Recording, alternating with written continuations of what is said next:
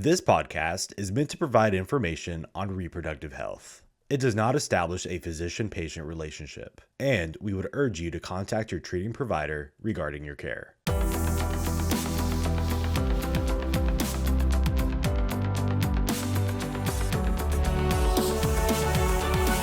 Hi, it's Noorhasan, and we are back at the Modern Parenthood podcast. And today I'm delighted to have Kayla Varney.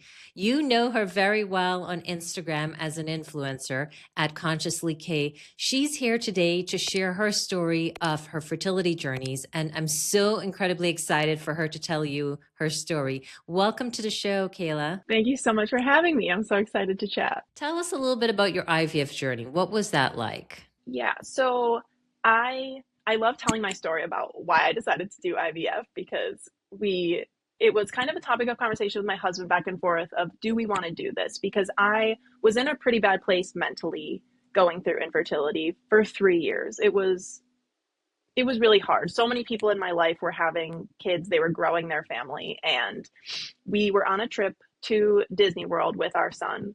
And I just could not enjoy this trip because I was looking around and it's just all these families with all of these kids. And of course, I was so grateful to be there with my son, but I would just, this dream of wanting to have a double stroller and this dream of wanting to have my bigger family with me at Disney World. And so I looked at my husband one day on the trip and I said, we have to do IVF. I can't walk around and see all these families. We have to do this. We called our doctor from Florida, from Disney World. And I said, I'm ready. I'm going to start IVF. And we drove home the next day. I went to the doctor for my blood draw the next day.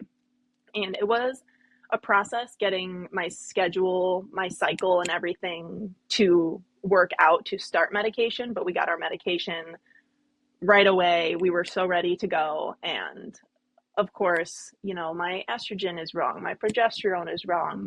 My this and my that.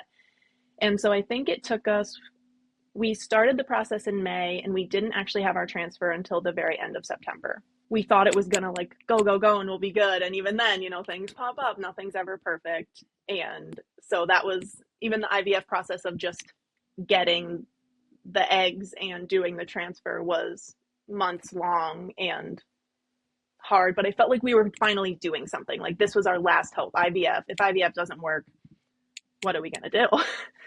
And so at least I had hope at this point. I was like, okay, we're finally doing something that has a really high success rate, that we can make this happen. And once we finally did the egg retrieval, we had a great number of eggs, great egg quality. We ended up with 5 healthy embryos, which was great. And we did have to push our transfer back twice because of lining issues and estrogen issues, but in the end, I feel like it all happened exactly the way it was supposed to. Like our daughter, just her being here now, I can confidently say that every little thing that went wrong was for a purpose, was to bring her here when she was brought here. That's so well said. And I've heard that from other patients as well. They say, this was the child I was meant to have at this time. And, just the timing wasn't right. And then it happens, and this was the child you were meant to have. But you did bring up several things that I want our listeners to hear. And IVF, the first is, IVF is a process. It's not you go in and you do a couple of injections, retrieval, transfer, and you're pregnant in a few days. It's a long process. And many times, I'd say 95, 99% of patients, when we think you're going to start the IVF process, you do. But just like you said, sometimes your estrogen level is too high, or you have a cyst and we have to wait to re-baseline you or restart. And that could be frustrating because you thought you were going to start and it wasn't the optimal time. Like your body was not ready to start the injections. So that's important for our listeners to hear.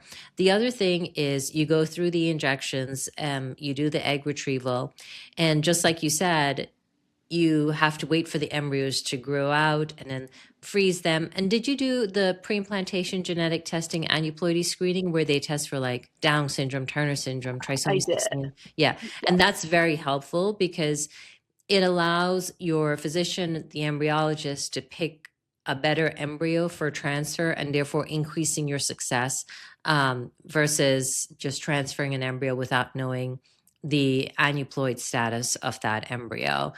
So that's really good that you did the PGTA testing. But then you also brought up another point. You do the egg retrieval, you have to grow the embryos in the incubator for 5 to 7 days. They have to biopsy them and freeze them. Then it takes another month or so to get the results back. And then only then we can start your uterus to get ready. And then it sounds like you had some hurdles there too, in terms of thin lining or estrogen levels were not right, and kind of restarting that process, the frozen embryo transfer process, where you would have to re-prep the uterus. Tell us a little bit about that.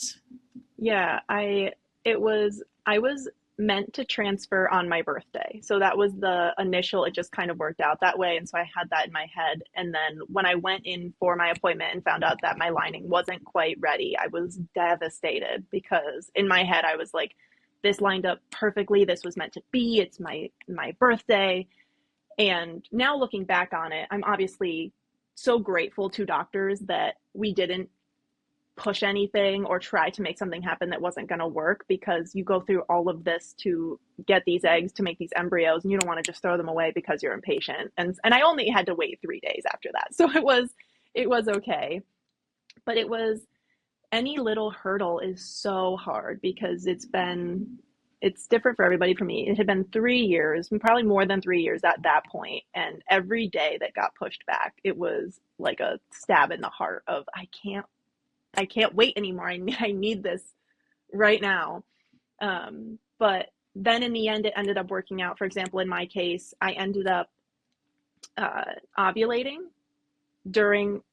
in my transfer cycle, which they weren't expecting from me. And so that changed my path a little bit, because I ended up doing a trigger shot and along with my transfer, and then I ended up not having to do progesterone shots, which was a bright side for me. I ended up getting to do suppositories instead, which was much more comfortable for me. And so there's little things that in the moment I was very frustrated by, but in the end it worked out. And I feel like, in the end, it really comes back to, I can say this now that I have my daughter, that everything really was meant to be. Everything was meant to happen the way that it did. It's really good to have you on this podcast sharing your experience, because there are a lot of people out there that are struggling in silence, and they don't know that 1 in 6 couples in the United States today need fertility treatments to have a baby. And the more awareness that's out there, the more we share our stories and let others know, hey, it's normal. The person right next to you did IVF too to have their child. And then people feel like, okay, there's nothing wrong with me. Other people are going through the same thing. And so I should pursue treatment. So thank you so much for sharing your story. Yeah. And that's also a great part of social media too. I'll just put it out there that I'm so happy when people reach out to me and say, thanks for sharing your story. I'm also going through this. And then I'm always, message me. If you feel like you don't have anybody in your life that you can talk to about this, or that maybe you are talking to people, but they haven't been through it, so they don't understand it. There's truly nothing like having somebody that's gone through it. I'm lucky to, well, not lucky, but I have a family member that also went through it. And so she was kind of my lifeline when I had questions, when I was sad, when I was like, didn't you just hate it when people said this? Like, don't you wish blah, blah, blah. And she got it because she went through it. And so I just want to put it out there that if you don't have anybody in your life like that and you're feeling alone, you can always message me. I love to talk to people about it, and I would love to support you. And finding a community online even can be really helpful if you don't have it in person. But everybody deserves to have people in their corner. And I hope that for everybody. So if you don't have that, I'm happy to be that. Find me and message me and we can chat. Thank you so much for sharing your story. You can find Kayla on Instagram at ConsciouslyK. And I'm delighted that you were here sharing your story. If you enjoyed hearing Kayla's story and want to hear other stories of hope and success, please like, follow, and subscribe Modern Parenthood Podcast.